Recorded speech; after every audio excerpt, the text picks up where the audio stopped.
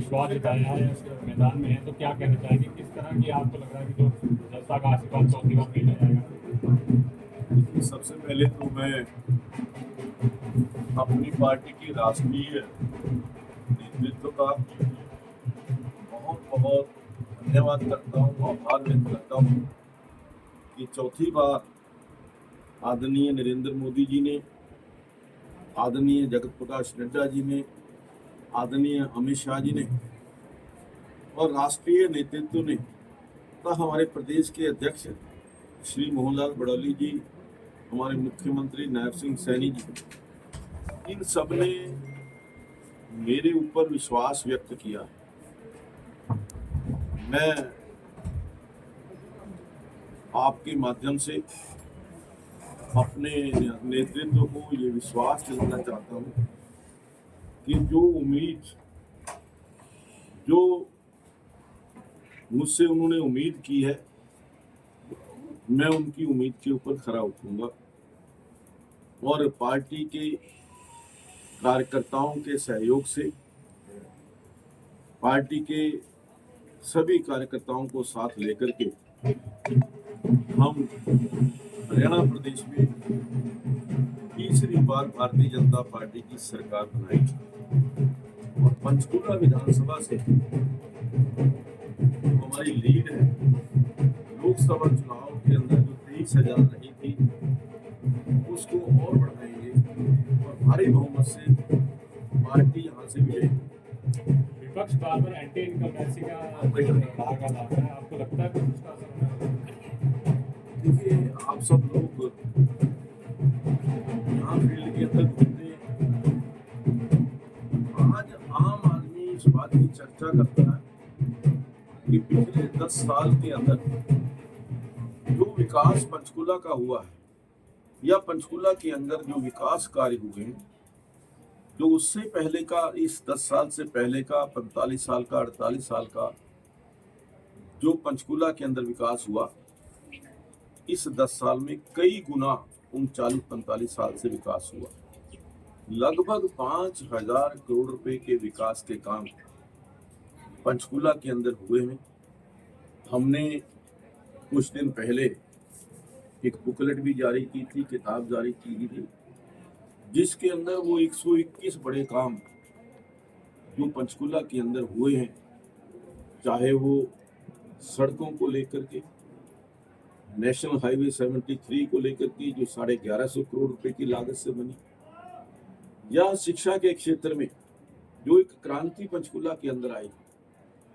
इन 10 सालों के अंदर यहाँ ITI आया, इन्हीं 10 सालों के अंदर यहाँ पॉलिटेक्निक कम मल्टी स्किल सेंटर बना है, इन्हीं 10 सालों के अंदर यहाँ पर इंजीनियरिंग कॉलेज आया है, इन्हीं 10 सालों के अंदर यहाँ मेडिकल कॉलेज आया, इन्हीं 10 सालों के अंदर यहाँ national institute of fashion technology आई और इन्हीं 10 सालों के अंदर नेशनल इंस्टीट्यूट ऑफ आयुर्वेद।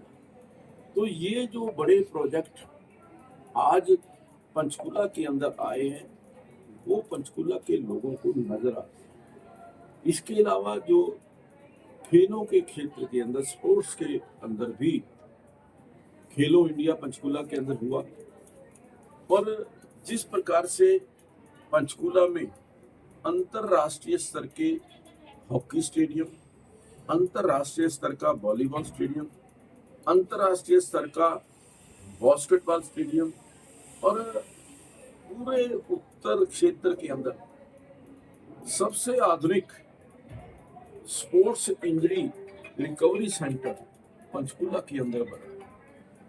आज पंचकुला, चाहे वो शिक्षा है, चाहे स्पोर्ट्स है, चाहे वो मेडिकल है, मेडिकल के अंदर भी हमने जो 2014 से पहले पंचकुला में केवल 100 बेड का एक हॉस्पिटल, आज वो हॉस्पिटल जो है वो 500 बेड का बन गया और उसके अंदर वो सारी फैसिलिटीज जो एक अच्छे हॉस्पिटल के अंदर होनी चाहिए वो आज वो उपलब्ध हैं। चाहे वो MRI है, चाहे CT स्कैन है, चाहे डायलिसिस है, चाहे कैथ लैब है। तो आज इस हॉस्पिटल की OPD हर रोज की 4500 है। केवल पंचकुला से नहीं, आसपास के क्षेत्रों से भी लोग यहाँ पर इलाज कराने के लिए इस हॉस्पिटल के अंदर आए। सेक्टर 26 के अंदर हमने पॉली क्लिनिक स्थापित किया है। वहाँ पर भी हम हॉस्पिटल बनाने जा रहे हैं, लगभग 50 बेड का हॉस्पिटल। कोट के अंदर CHC, बरवाला के अंदर PHC, रत्तेवाली के अंदर जो हेल्थ वेलनेस सेंटर और सेक्टर 16 के अंदर CHC, बुड्ढनपुर के अंदर ये अपने स्केटरी के अंदर PHC। ये हेल्थ के सेक्टर के अंदर हमने जहाँ भी आवश्यकता थी ये हेल्थ सेंटर स्थापित किए हैं, जिसका स्वास्थ्य लाभ लोग ले रहे हैं। और इसके साथ साथ मैं समझता हूँ कि दो चीजें और, बिजली और पानी, इसके ऊपर मैं बात करूँगा। 2014 से पहले बिजली 6 घंटे से 8 घंटे तक आती थी। आज बिजली 24 घंटे पंचकूला के अंदर, जब से हमारी सरकार आई है, हमने 1 साल के अंदर अंदर पंचकूला पूरे हरियाणा प्रदेश का पहला जिला बना जहां 24 घंटे बिजली, चाहे वो शहर के अंदर चाहे गांव के अंदर। दूसरा जो एक मेन आवश्यकता रहती है किसी भी आम आदमी की, वो रहती है पानी।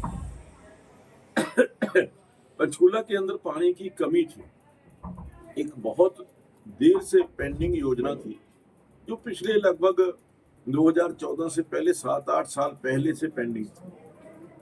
वो थी भाखड़ा कैनाल कजौली वाटर वर्क से यहाँ पर पानी की आवश्यकता। हमने 25 किलोमीटर लंबी पाइपलाइन डलवा करके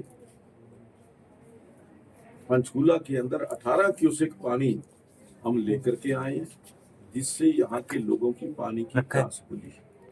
और विकास की दृष्टि से यहाँ पर मल्टी लेवल पार्किंग, चाहे वो DC ऑफिस के सामने हो, चाहे वो माता मनसा देवी के प्रांगण में हो, चाहे वो नाडा साहब के प्रांगण में हो, मतलब 15-15 करोड़ रुपए की मल्टी लेवल पार्किंग। ये जो DC ऑफिस के सामने है 30-32 करोड़ रुपए की मल्टी लेवल पार्किंग, यहाँ पर इसका निर्माण हमने करवाया।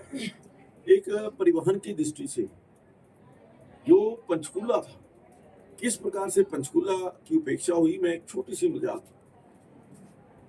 कि हरियाणा प्रदेश के 22 जिले, 22 जिलों में से केवल पंचकूला एक ऐसा जिला था जहां हरियाणा रोडवेज का डिपो नहीं था।